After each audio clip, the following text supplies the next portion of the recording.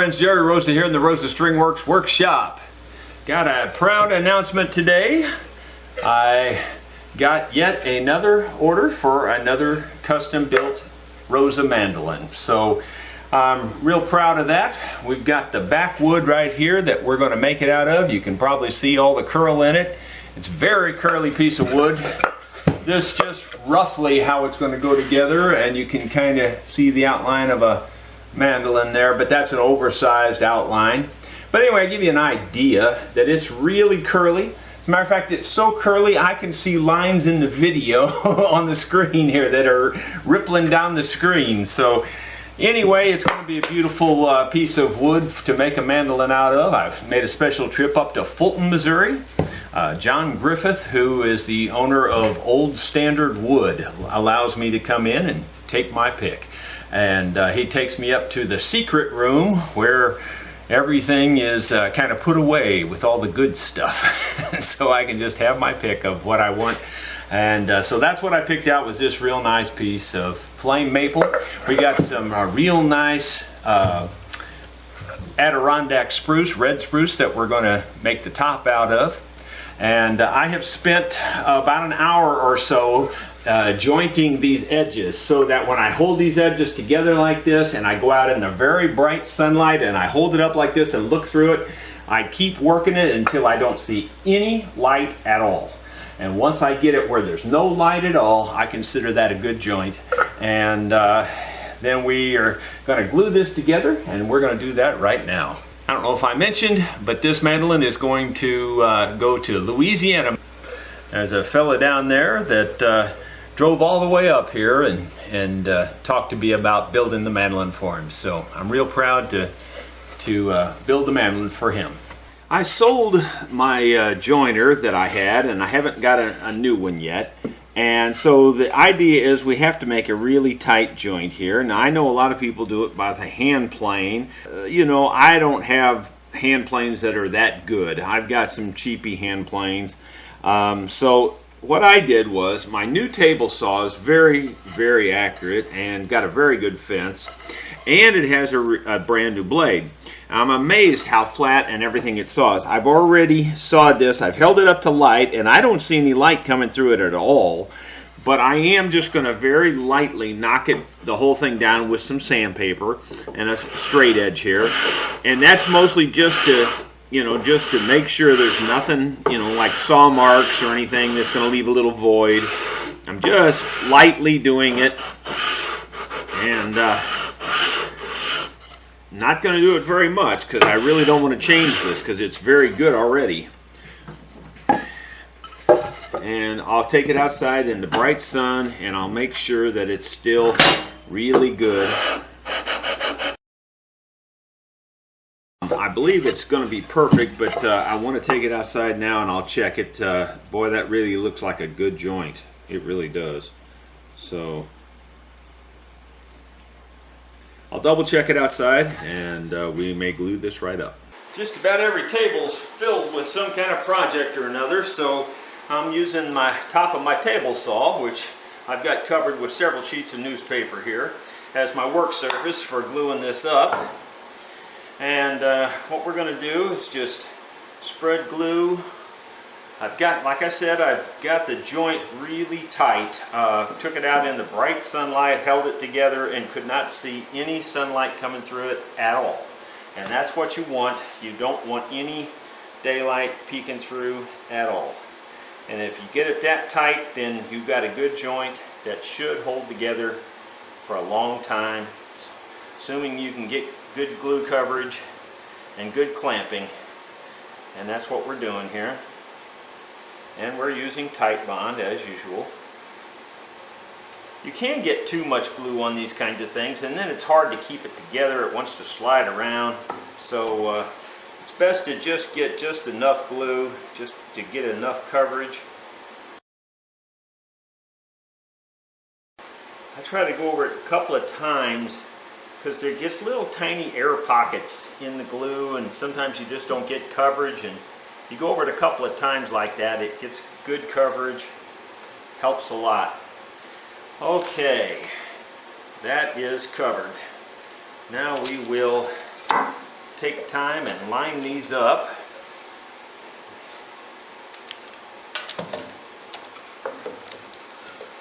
The bottom edge and the mating edge are more or less square, so I set them on this bar clamps like this, and that should have it relatively square, relatively flat on the bottom. And as you clamp it, it wants to slide every time. It always wants to go some direction or another. So you try to get your clamps as straight as you can. And I reach under and I can feel that seam, and I try to get that seam as tight as I can and get it as level as I can as I start to tighten down on it. It sure does like to move on you though. You gotta take it loose, put it back a couple of times till you get it just right. Yeah, it feels pretty close to perfect now. When you can't feel that seam under there, you're getting good. You're getting pretty close. We're going to call that good, I think. And now we're going to put another clamp over the center in the middle. And I'll just balance it more or less over the center.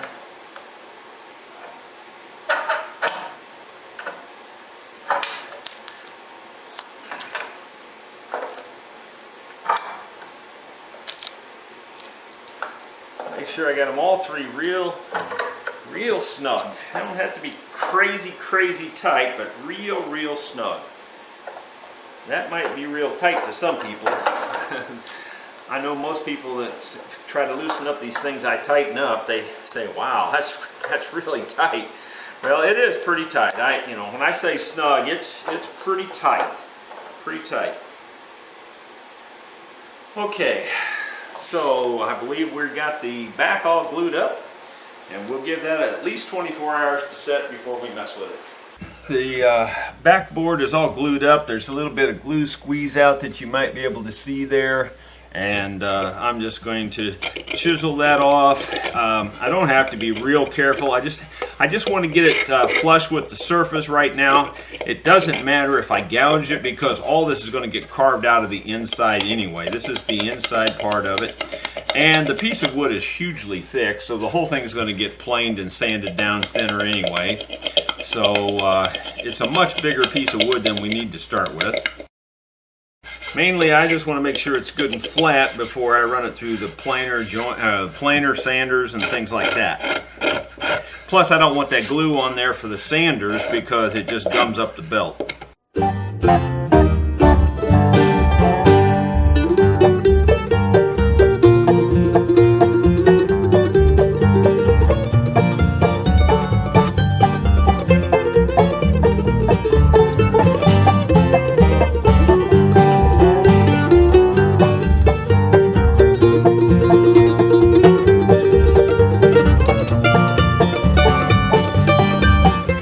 That'll be good enough. It's got rid of 90%, 99% of the glue. There's a little bit there, but it's not a big deal. I'm going to try out my new planer on this just to see what it does. I'm going to set it really light. I just don't think it's going to be a good experience, to be honest with you. I'm afraid it might bust this. I'm going to set it really light and see what happens.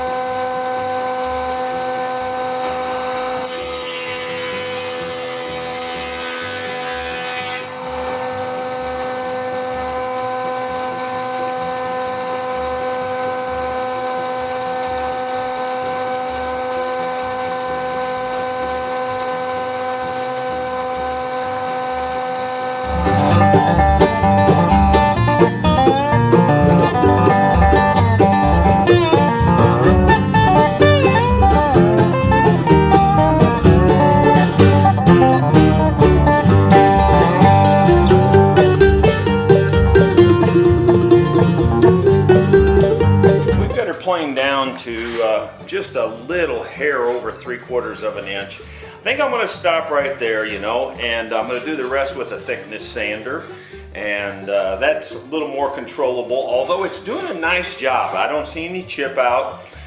which is unusual on curly maple, so I'm pretty happy with that. But you know, I've also been around the block, and I know that you can press your luck on this kind of stuff, so I'm going to call that good for now. Boy, that inside there really shows up the curl too, but it's a beautiful piece of wood.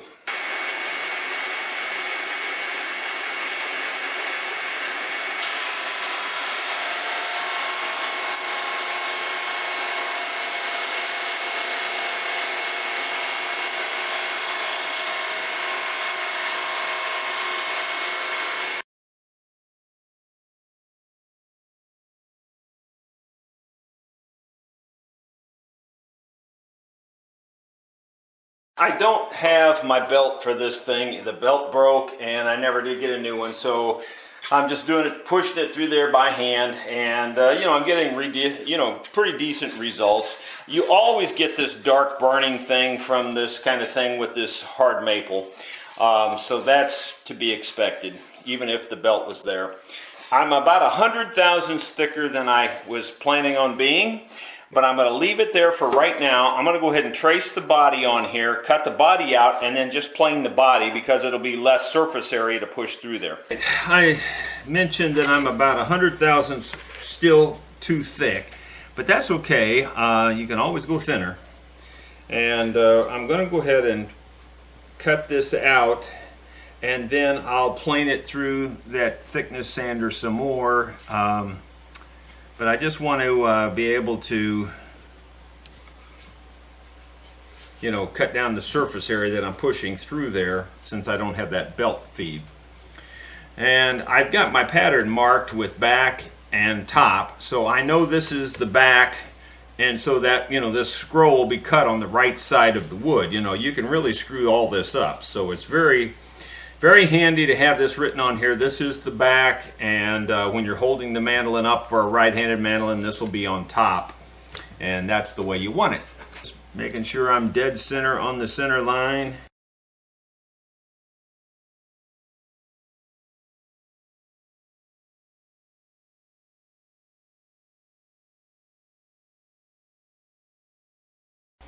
You notice I'm also leaving a larger tab up here for the neck, because you never know how that's going to work out either on a mandolin. So you know, I'm leaving plenty of meat up there, and you know, I'll be leaving plenty of meat around these points too, and this curl, this tight curl.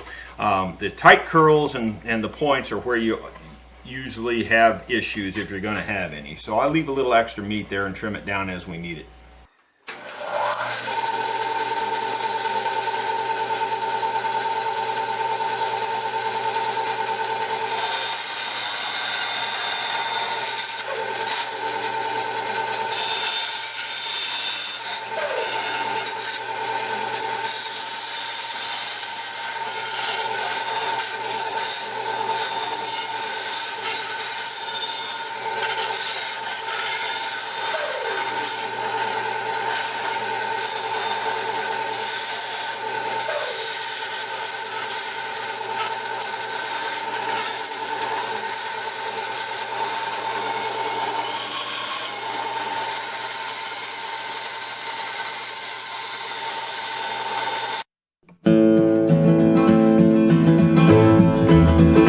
Brother John is a poor, hard-working man. His life was hard, but he does the best he can. He prays to God just to thank him for his bread and a roof over his head. Brother John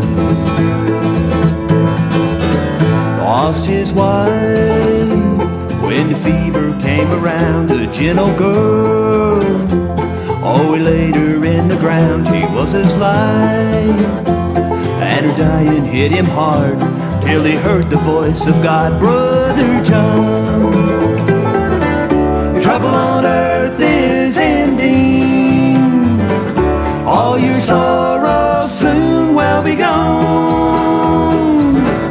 You were a good man, you did all you could, and they're calling you home now, Brother John. that's going to do it for the moment. I don't have it cut all the way up in here, but that's okay. I'm going to thickness sand this first, and that just gives that a little bit more strength in that area rather than cutting through here, and then you've got that little short area there that could possibly break. I don't think it would on the thickness sander, but it's possible. So this gives it a lot more strength. Anyway, we're going to go ahead and get it down to the final thickness.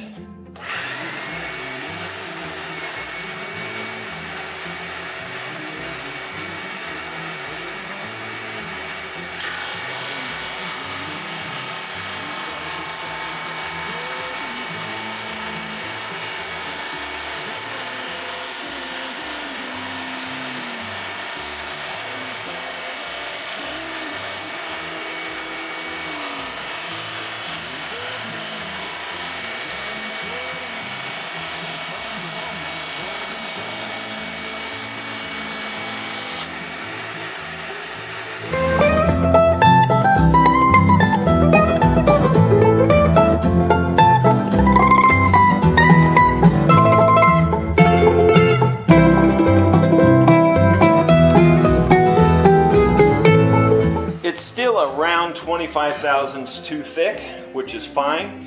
This is rough sandpaper.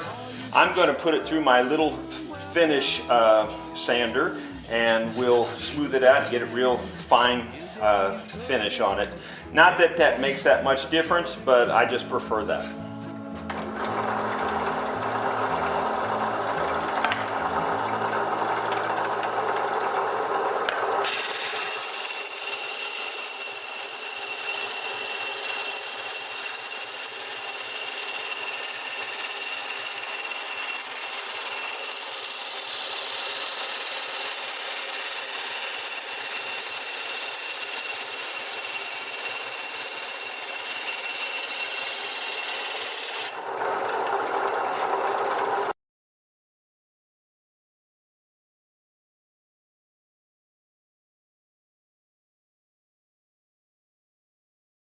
And to get my dust mask off there, and we've got her down to perfection. Now this is the outside, this is the inside.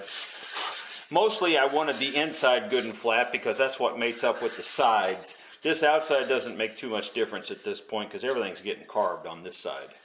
And of course the inside perimeter, I mean the inside will be carved too, but the outside perimeter stays. So that's why that's important to have that good and flat. Okay, we're right at our thickness that we wanted. I would tell you the thickness, but then I'd have to kill you because I got that off of that 1924 Lord Lord.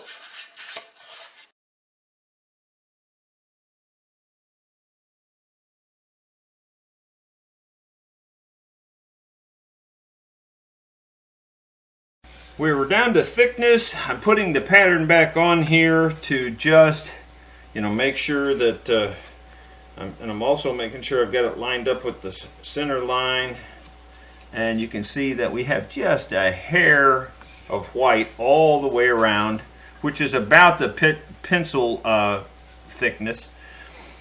And I'm going to remark this inside here, and we're going to get rid of the rest of this. Now this is the one place where I do cut out even the pencil mark, so because you just have to get it all to work out. So in here we cut out everything including the pencil mark and get rid of all of that. We're going to cut out this last little tiny bit with this blade, with this bandsaw and this 1/4 inch blade. At least I hope so.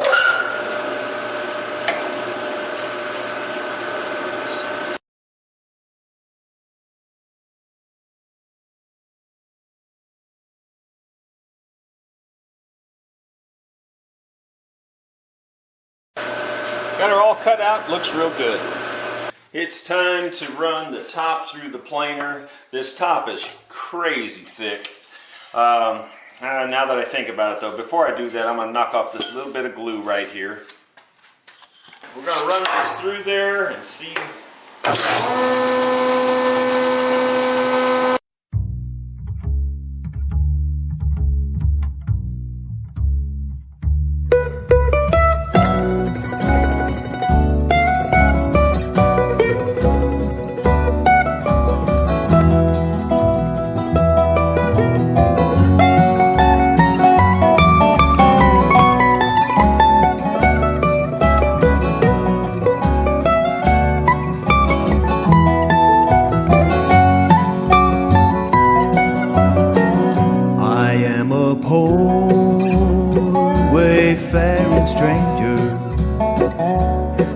rolling through this world of woe. There is no sadness, no toil, no danger, and that bright land to which I go. I'm going. Okay, that's just about exactly where I wanted to end up. It's a little bit thick over what we need, but we're going to go ahead and cut out the pattern now, and then we'll final sand it. We'll thickness sand it down to the final dimension. Once again, we have the pattern positioned on the center line of the two pieces. We've got the word top up, so we know that this is the top of the mandolin here, and we've got the top oriented in the right direction and everything. So now we can trace around this, and then we'll cut this out.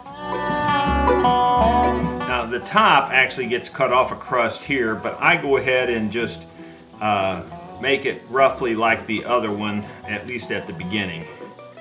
Partly because that gives me a place to clamp down if I decide I need to clamp it down or anything.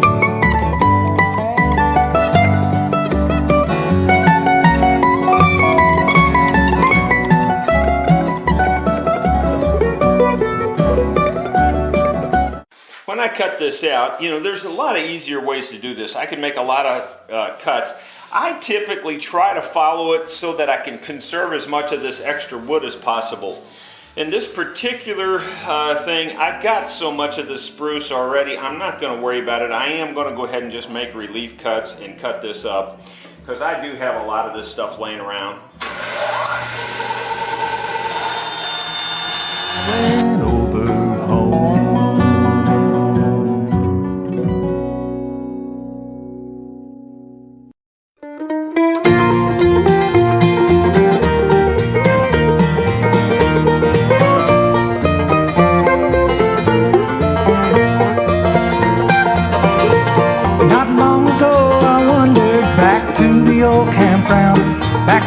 Place where long before salvation there I found my sins were all forgiven there, the Spirit sweetly flowed. I could surely feel God's presence in that church at Hickory Grove.